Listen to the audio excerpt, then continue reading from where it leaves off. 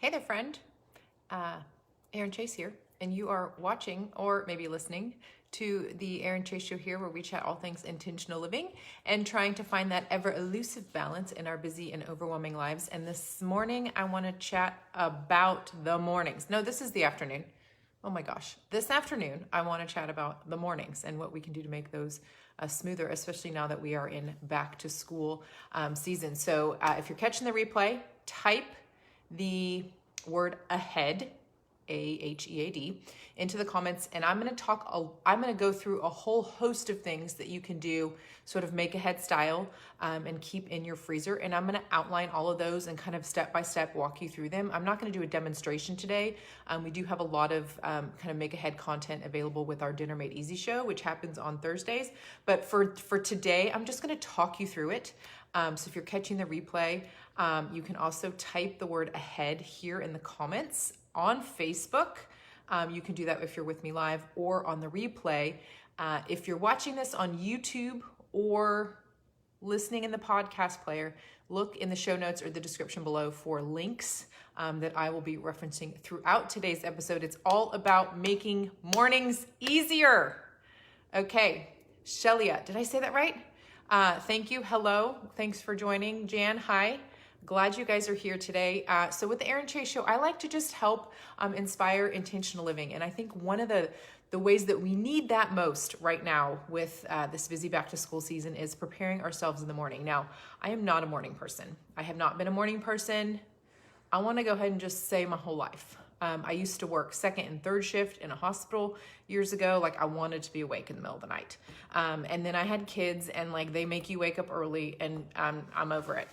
I mean, I've had kids for a long time, whatever. I'm still, just give me my coffee and I'll be functional in a minute. Okay. So all that to say, I have to set myself up for success in the morning. I have to have things prepped and made, whether it's the convenient snacks, and we're going to kind of break that down, or these sort of make ahead homemade options. And I've defaulted to those because the convenient snacks and the stuff that's prepackaged and pre-made at the store, I'm not opposed to those things at all.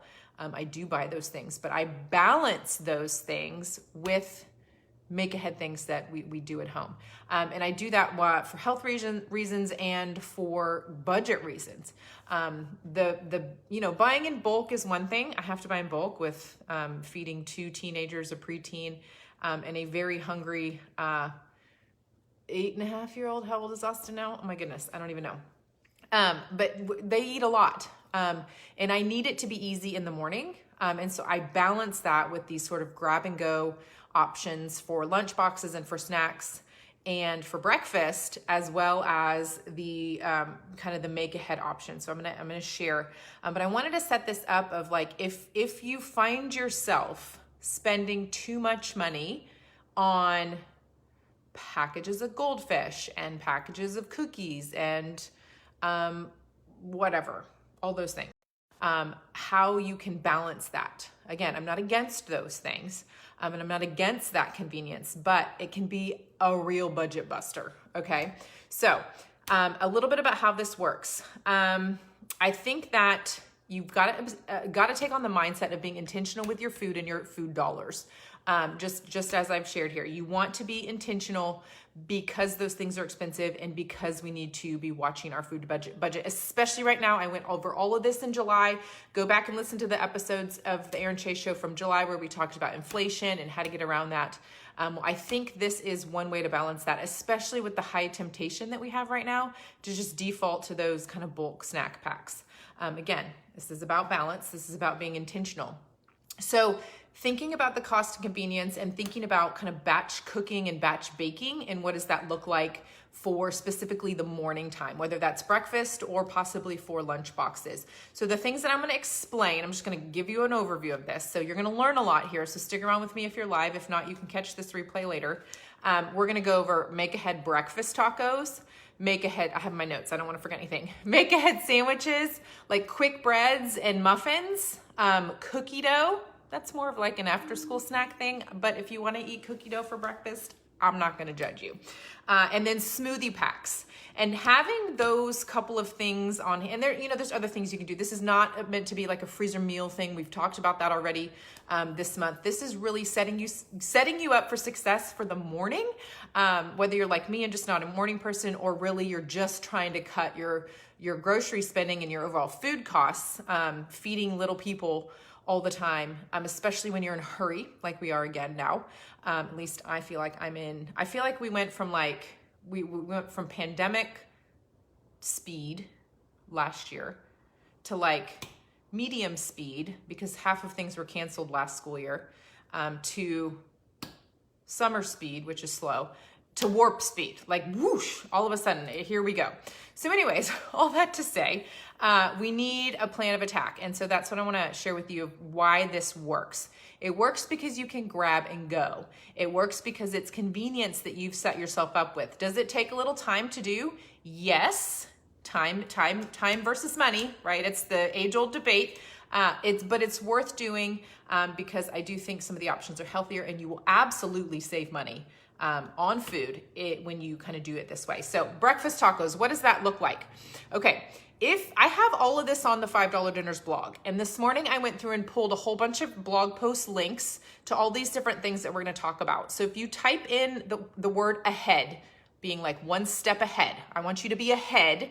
So type the word ahead into the comments, and I'm going to send you a message that has, I think, 5 or 6 blog post links about the things that we're going to share here, or kind of outline. And that'll give you can save those, print them, pin them. There's recipes. Some of them are just how-tos, just kind of give you a visual. But I'm going to kind of talk you through it here. But if you want these for later, then go ahead and type ahead into the comments. Kathy, Nicole, you guys check your messages later, listen in now, and then when you see those, you'll be like, oh, okay, that was easy. So breakfast tacos, what I will do is I'm sitting here in my kitchen, but I will put tortillas, 24, 36 tortillas, just all over the counter. Of course, if you have a smaller counter, you can do it in rounds or whatever. I'll whip up a whole bunch of scrambled eggs, maybe some sausage, maybe I'll do bacon in the oven. Just mix up, saute some potatoes and do some potato eggs, some egg and bacon, some sausage and bacon. I've done chorizo, which is kind of a really great spicy sausage. So mixing that up, spooning the eggs into all of them, and then topping with cheese. I generally don't add salsa. It's a little bit too liquidy, and I like to have things less liquidy that are going into the freezer. So after we've defrosted and warmed those breakfast tacos up, then we'll add salsa to them right before the kids eat them.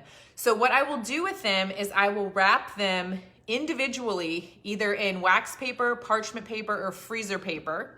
Okay, and you can get that in big bulk packs. It's really not that expensive to do it this way. You could do foil, but actually you could do foil. So I'll wrap them up generally in 2 tacos together at a time, because nobody at my house will only eat 1 taco.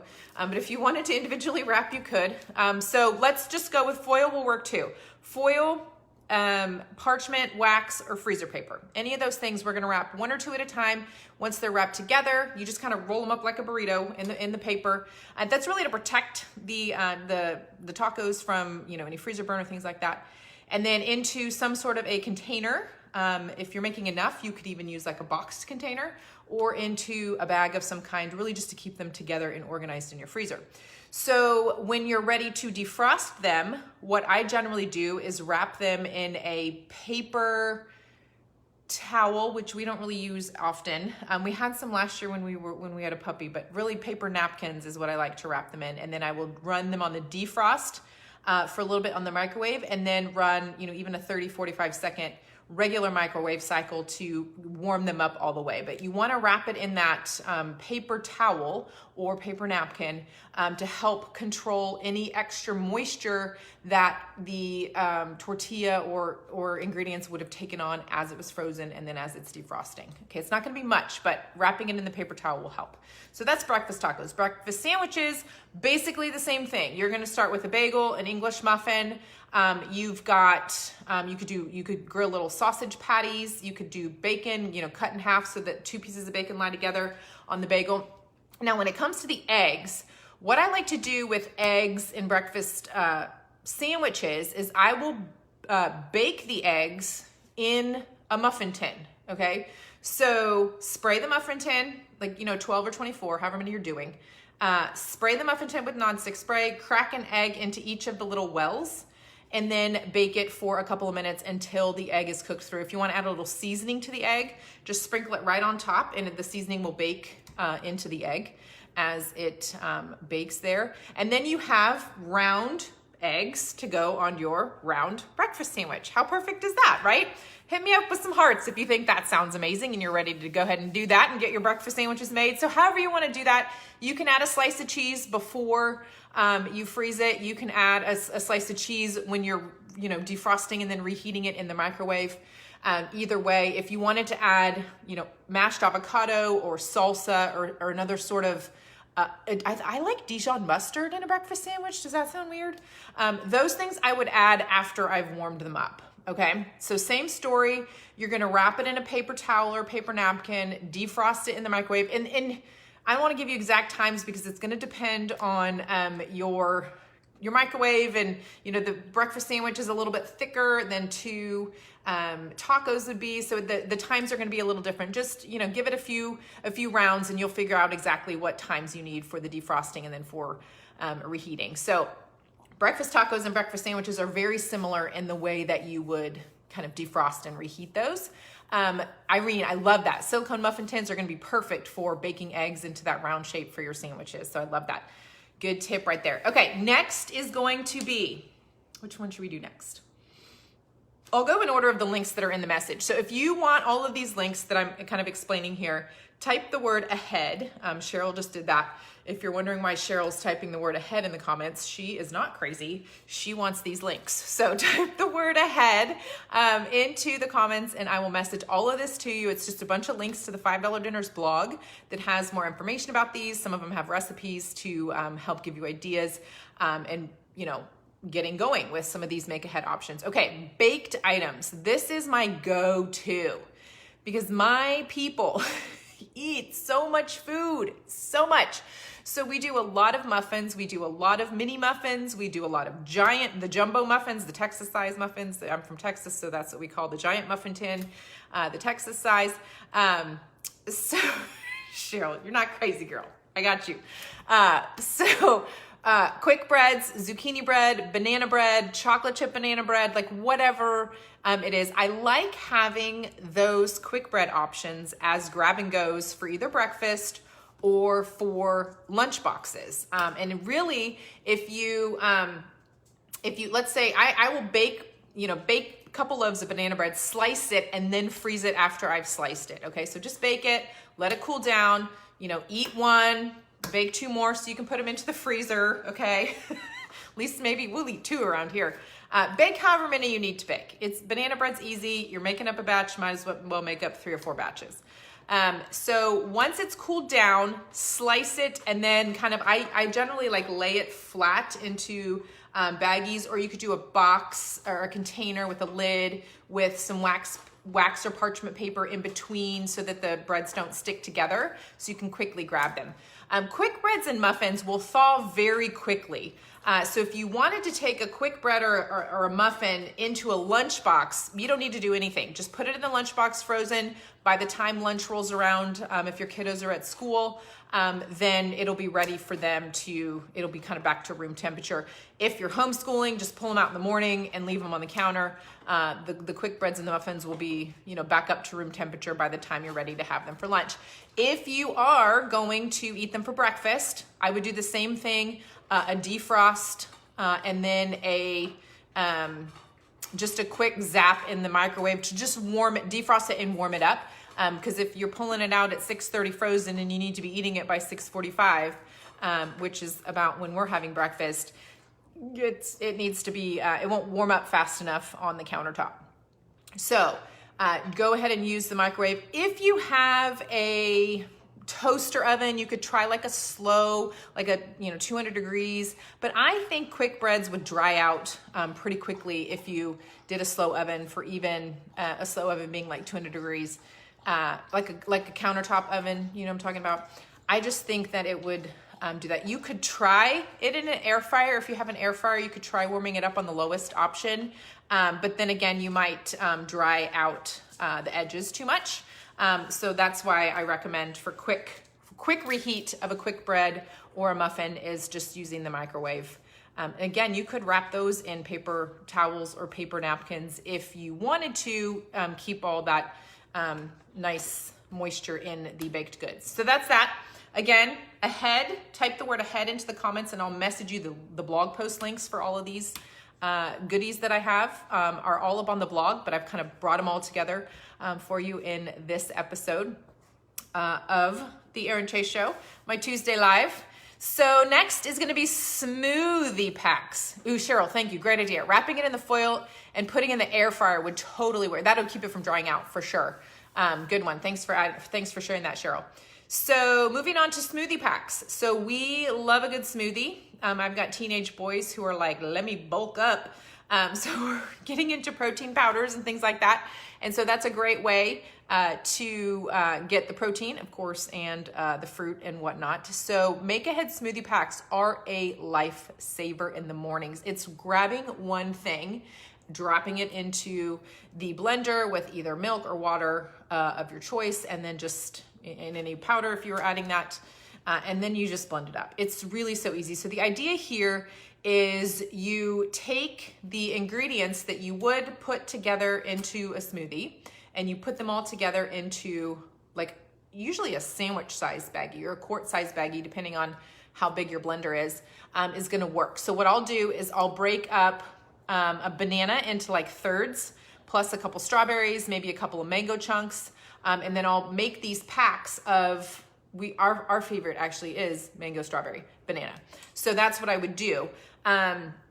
If you were making green smoothies, the one hack that I would share for you there is you can freeze your greens whole and fresh because they're gonna be blended up. I would just freeze them separately. When doing a green smoothie, it's best to blend the liquid and the green, like the spinach, let's say, first, and then add the rest of the fruit and run a second blend cycle. That way the greens get nicely pureed, is not the right word, smoothified. Let's go with that. So the greens, so I would freeze, if I was doing green smoothies, then I would freeze the bag of the fruit and the bag of the greens separately, but kind of keep them together in the freezer, organized like that. And that way I could grab one of each, blend the greens with the milk, and then add the fruit later, either with a little bit more water or a little bit of ice, depending on what we're making. So that's Make Ahead smoothie packs. There's a couple of different options on that blog post, so you can type in ahead, oh my goodness, ahead into the comments, and then I'll message you where to find all of these links and references that we've been talking about here. And last is cookie dough. I know, you can eat cookie dough for breakfast, it's okay. There's actually no rule that says you can't, just in case you're wondering. So cookie dough, I know this is meant to be like make ahead breakfast, make things smoother, but also after school or for dessert, it does make a difference. And I know around here when we do cookie dough, I generally will take either a batch or 2 batches and I'll bake half. We can eat 36 cookies here in a sitting, right? That's no problem in this house for that to happen. So, but I don't want that to happen.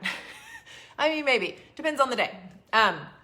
But really I'll bake half of the batch and then I'll freeze the other half, or I'll double the batch and I'll bake, a third and 2/3 of the doubled batch or whatever. That's a little bit too much math for me here on this Tuesday, but you get the idea. The idea is bake some of your cookie dough and then freeze some of your cookie dough. That way you have quick options for, grabbing 6 little cookie dough balls or a dozen or however many from your freezer, and then baking them, let's say for after school snacks or even for dessert after dinner on a busy day. You have a nice, yummy, warm there's nothing better than a warm cookie right out of the oven, but that's hard to do on a busy weeknight. Ask me how I know. Okay, so having it done, having the dough done and portioned out and having the little dough balls, putting those into the freezer really does make it easy for you to do that. Now, why would you freeze cookie dough? I know, you could just bake them right away. You could just eat the dough, whatever. Here's the reason. It's actually there's science here. So if you ever wondered why cookie dough or cookies from a cookie store are so good, it's because the dough's been frozen or it's been prepped and sitting overnight in the fridge. So when the dough sits and hangs out, that gives the butter and the flour and the leaveners, it gives them time to hang out and mingle and make a better cookie. I promise, it's a thing. You can try it. If you want to do an experiment, make a batch of cookies, bake the fresh, just made the dough right now, either refrigerate or freeze part of the dough and make it the next day and compare the cookies. There's my challenge for you. Not really, don't do that. Just trust me that it matters that the cookie dough has been either refrigerated for overnight or has been frozen. It just makes a better cookie after all of that goodness has had time to gel and hang out together. Okay, so there's, if anything, it's just the make ahead convenience of having cookie dough from the freezer, but really it is a better cookie. Okay, let's see. I like to end all of my Erin Chase shows giving you kind of an action plan. I know I've broken down 5 different things that you can make ahead. I want you to be thinking, okay, I need this convenience, I need this ease in my life, but I need to be saving money on groceries. So pick one of these things and give it a try, okay? I have an acronym for intentional living. It's PIE, which stands for plan, implement, and evaluate. So I want you to plan one of the things that we've chatted about here today. Go for the cookie dough, that's fine. But maybe the breakfast tacos or the breakfast sandwiches could be a better option. I want you to plan out which of those items and when you're going to batch cook those things. I want you to make 24 sandwiches. I want you to make 24 or 36 breakfast tacos. I want you to double batch cookie dough. I want you to make at least 2 weeks worth of smoothie packs, right? So pick one of those things and then a schedule to make them. Of course, you're gonna need to get the groceries and the other ingredients you might need to make them, but I want you to plan it and then implement it. Go ahead and do it. And then see how it goes. And you'll be like, oh my gosh, it was so easy just being able to grab those tacos and warm them up in the microwave real quick. You don't have to get out the pan to cook the eggs, and you have to warm up the oven to, trust me, it's so easy. When you batch it together like this, it just makes it so much easier. Okay, I want you to think one step ahead. Speaking of the word ahead, go ahead and type that into the comments and I'll message you all the links to these things, the cookie dough, the make ahead smoothie packs, the sandwiches, the tacos, all of that I've got on the blog for you. It's in all different places, but I've combined it together for you into a quick Facebook message that I will send to you. Just type the word ahead into the comments. And then I just want you to get to work, get these things done. Let this be your inspiration. Let this aha be like, okay, we're gonna do this. We're gonna take action this week or this weekend and set yourself up for success next week. Which brings me to, how often do I do this?